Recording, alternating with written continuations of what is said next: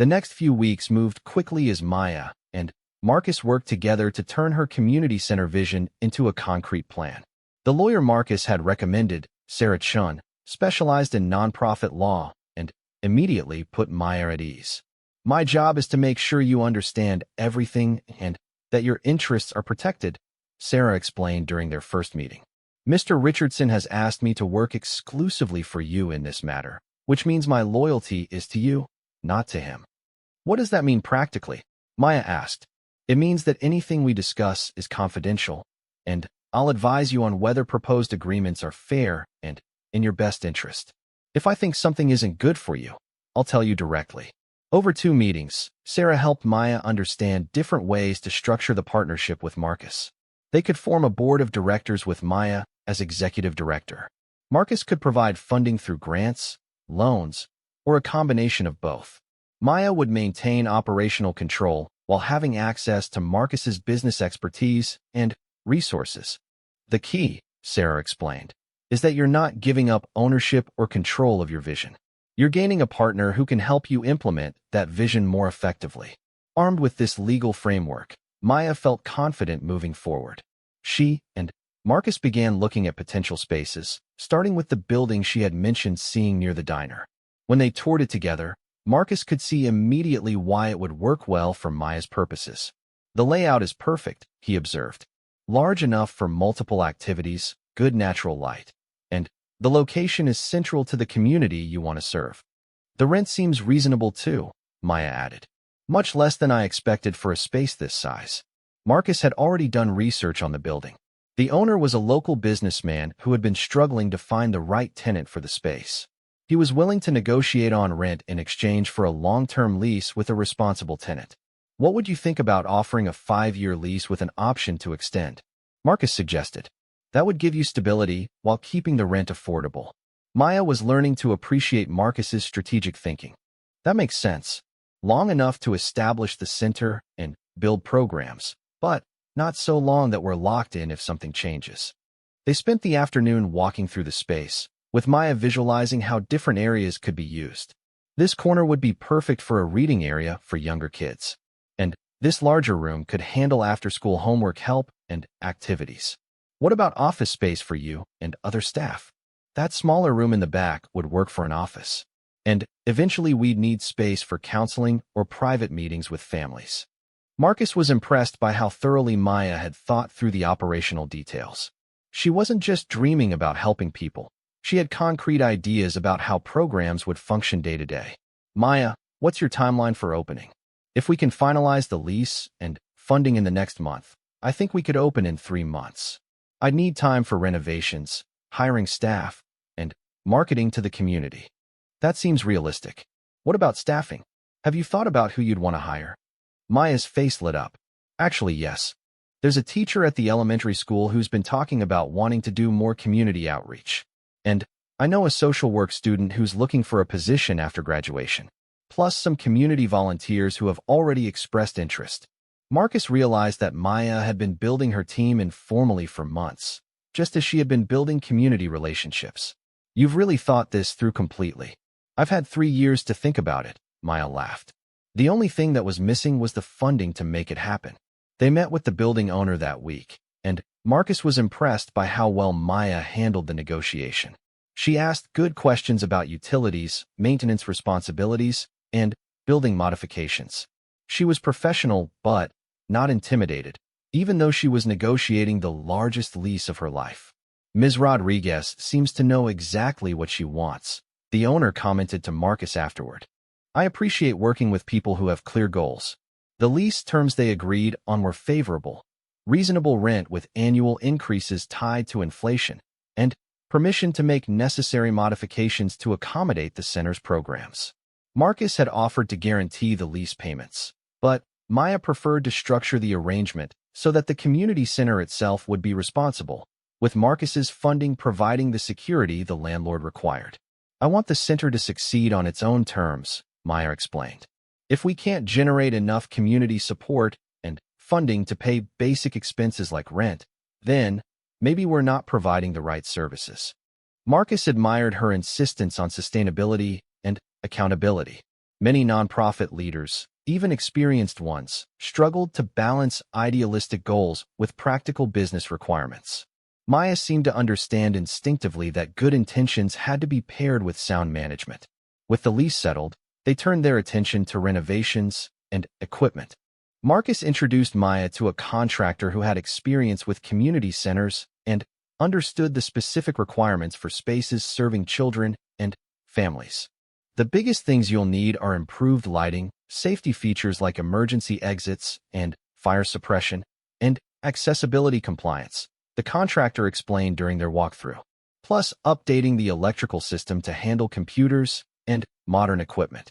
The renovation estimate was substantial, but not overwhelming. Marcus offered to cover these costs as part of his initial investment in the center, but again Maya wanted to structure the arrangement carefully. "I'd like this to be a loan that the center pays back over time," she told him. "Maybe at a very low interest rate, but still a real financial obligation." "Why is that important to you?" "Because I want the center to be financially responsible from the beginning. If we're not generating enough revenue to cover our debts, then we need to adjust our programs or find more funding. I don't want to get comfortable depending on gifts." Marcus found Maya's approach both admirable and practical. Many nonprofit organizations struggled with long-term sustainability precisely because they became too dependent on the generosity of individual donors rather than developing diversified funding sources. "That makes sense," he agreed. "We can structure it as a 5-year loan at 2% interest. That's low enough to be manageable, but high enough to be a real obligation." As renovation work began, Maya continued working at the diner while spending her free time planning programs and building community partnerships. She met with the elementary school principal about after-school coordination, talked to the library about joint programming, and connected with local businesses about internship and job training opportunities. "You're creating a network," Marcus observed during one of their planning meetings. "The center won't be isolated. It'll be integrated into the existing community." "That's the only way it will really work," Maya replied. "We can't duplicate services that already exist. We need to fill gaps and connect people to resources." Marcus was learning as much from Maya as he was helping her. Her approach to community development was thoughtful and collaborative, focused on empowering people rather than creating dependency.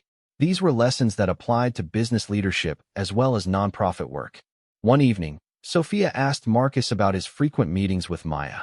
"Are you helping her with her community center?" "I am. We're getting close to opening it. Can I see it when it's ready? I think Maya would love to show it to you. In fact, she's been asking about you. She wants to know how your reading is going and whether you liked the books we bought at the bookstore." Sophia brightened. "Can we have dinner at the diner again soon? I want to tell Maya about the elephant book." The next Saturday, Marcus and Sophia returned to the diner for lunch. Maya's face lit up when she saw them. "Sophia, I've been wondering how you're doing." "Maya, Daddy's helping you with your center. Can I see it?" "Of course you can. It's still being fixed up, but I'd love to show you the space and tell you about the programs we're planning." As Maya took their order, she and Sophia chatted about books, school, and Sophia's excitement about seeing the community center. Marcus watched their interaction with warm appreciation. Maya had a natural ability to connect with children that would serve her well in her new role. "How's the renovation going?"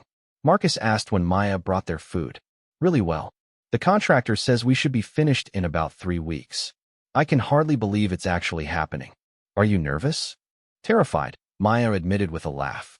"But also more excited than I've ever been about anything." After lunch, they drove to the community center space so Sophia could see the progress. The renovations had transformed the old building. New lighting made everything brighter, fresh paint covered the walls, and the spaces were beginning to look like areas where children and families would want to spend time. "This is going to be amazing," Sophia said, running through the empty rooms and imagining them filled with activities. Maya walked them through her plans for each area. "This will be the homework help space, with computers and tables for different age groups. That corner will have comfortable seating for reading and quiet activities. And the back room will be for job training workshops and adult education classes." "What about art projects?" Sophia asked. "Oh, we'll definitely have art. See this area near the windows? Perfect for messy projects where kids need good light." Sophia clapped her hands excitedly. Can I come to art class sometimes? Maya looked at Marcus questioningly. The community center was designed to serve local families who might not have access to expensive programs elsewhere. Sophia certainly didn't need the services they would provide. I think that's something we'd need to discuss, Marcus said diplomatically. The center is meant to help kids in this neighborhood specifically.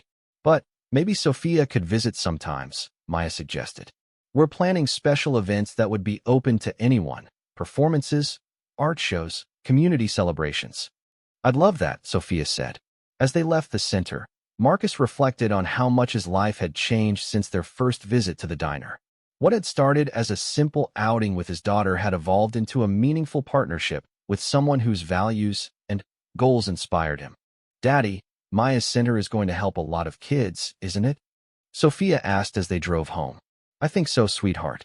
Maya is very good at helping people. Are you happy you're helping her? Marcus considered the question. Very happy. It's one of the best things I've done in a long time. Why? Because when you help someone do something good, it makes the world a little bit better. And that feels more important than just making more money. Sophia nodded seriously. Maya said that helping people makes you happy inside. Thank you for understanding how important that is to me. Thank you for trusting me to be part of this project. I'm learning more from working with you than I've learned from any business partnership. What are you learning? Marcus thought about her question. That success means different things to different people. And that sometimes the most important work happens on a small scale, one person at a time. As opening day approached, Maya's excitement was infectious. Marcus found himself looking forward to the center's launch as eagerly as he had once anticipated major business deals. The difference was that this project felt personally meaningful in a way that profit margins and market share never had. Maya had hired 2 part-time staff members and recruited a dozen volunteers from the community. She had developed partnerships with the elementary school, the library, and several local businesses. Most importantly, she had spread the word throughout the neighborhood about the center's programs and mission. We already have 15 kids signed up for after-school programs and 10 adults interested in job training classes, she reported to Marcus during their final planning meeting before opening. And that's just from word of mouth in the community. Those are great numbers for a brand new program. I think people have been waiting for something like this. There's definitely a need here. Marcus looked around the completed space, amazed by the transformation. What had been an empty building was now a warm, welcoming environment designed to help children learn and families thrive. More importantly, it was the physical manifestation of Maya's vision and years of planning. Maya, I have to ask you something. Are you ready for this responsibility? She considered the question seriously. I think so. I know there will be challenges I haven't anticipated, and I know I'll make mistakes. But I also know that I care deeply about this community and these kids. Sometimes that's enough to start with. It's definitely enough to start with. And you're not doing this alone. You have staff, volunteers, community partners, and me. Thank you for that. For all of it. The week before opening, Maya gave her notice at the diner. Her supervisor and co-workers organized a celebration dinner, recognizing that while they would miss her, they were proud of what she was accomplishing. You better not forget us when you're running your fancy community center, teased Carlos, the chef. Are you kidding? You all taught me how to work with people from different backgrounds and how to juggle multiple responsibilities. Everything I learned here will help me at the center. And you better bring that little girl back to visit, added another waitress. Sophia lit up this whole place when she was here. Maya promised to stay in touch and to bring the community center kids to the diner for special occasions. The relationships she had built over 3 years weren't ending. They were simply evolving as her life moved in a new direction. The night before the community center's official opening, Maya walked through the space alone, absorbing the reality of what she had accomplished. The rooms that had been empty just 2 months ago were now filled with computers, books, art supplies, and comfortable furniture. Tomorrow, children would come here after school to do homework and participate in activities. Adults would attend classes to develop new skills. Families would find resources and support. Maya thought about the long journey from her initial dream to this moment. The years of saving money, gaining experience, and building community relationships had been necessary preparation for this responsibility. Marcus's partnership had accelerated her timeline, and provided resources she couldn't have accessed alone. But the foundation of the center was still her vision, her planning, and her commitment. As she turned off the lights and locked the door, Maya felt a deep sense of satisfaction and anticipation. Tomorrow, well,